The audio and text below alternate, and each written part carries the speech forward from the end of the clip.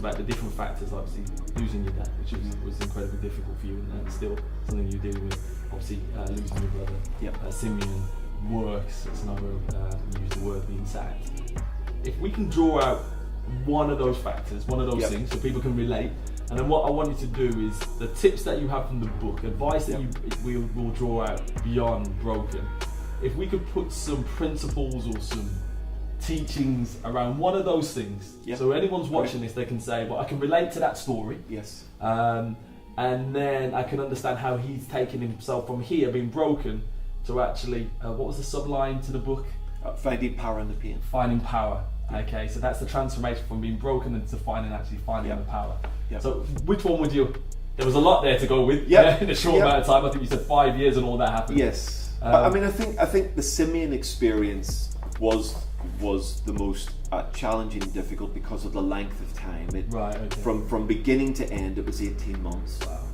And then in that process, my son, bright, happy, easy-go-lucky sort of boy, descended into terrible depression with this hanging over him, and at the worst moment of his depression, self-harmed, which then was a huge tipping moment for me. You know, as a dad, as a pastor, as a husband. That was, I mean, my wife, she was heroic in that period. So I pick on that because I think people can identify with things that go wrong in family that you're working very hard to fix, but some of the factors are outside of your control. You can't fix them. So we were working on Simeon and working with each other and trying to stay together. There was this whole world outside of Simeon that we had no control over. It was someone else was driving that agenda. So the CPS, the barristers, the lawyers, they were driving that agenda, and you felt like you were a fish on the hook. So you're doing your best to sort of keep normal, but you feel like someone else is pulling the strings of my life at this moment. I have no control. Absolutely. And that's where we coined the phrase #none of this makes sense. We couldn't get to grips with that. So then what it forced us to do was get to grips with the bits we could get to grips with. So that's powerful. Oh, okay. All right. So don't focus on the things that you can't control. Focus on the things you can control. Absolutely. Okay, that's powerful. Okay. If I'd have focused on the things that I couldn't control, mate, I'd have spun out. All right, like seriously, if you'd have said to me, "Here's a one-way ticket to Mars," I'd have sold everything I owned. And bought it. Right? Seriously, because the stuff that's outside of your control is completely terrifying. It's just, my son could go to jail. The barrister might not do a good job. The CPS might just, the judge may not like the look of this. The jury might think, ooh, a bit dodgy. It's all of that's outside of your control, and you're going, Lord, I don't know what to do with that. And actually, the most liberating moment was coming to realization, well, you can't do anything about it, so don't focus on it.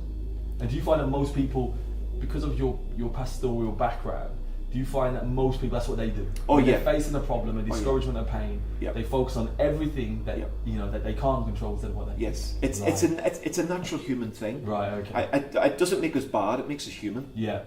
Human beings will worry about stuff that they can't control, and we worry about stuff before it's even happened. So we're going to see the doctor and we're worried about what the doctor's going to say, and we haven't even got there yet. I've got a pain in my head, is that just a headache or is that like a tumour? It's that sort of stuff that ordinary people worry about. The kids, it's 11 o'clock, the kids aren't in, where are they? What's happened? So that's just human. That's just human. But when you're in an extreme moment, if you focus on the uncontrollable, you're dead. Right. So how did you do that then? So is that something that you practiced? Is it something that you and your wife sat down and said, okay, well look, we're worrying about things we can't control. Did you get a piece of paper? What's that practical tip that someone could take away from, okay, I've got it.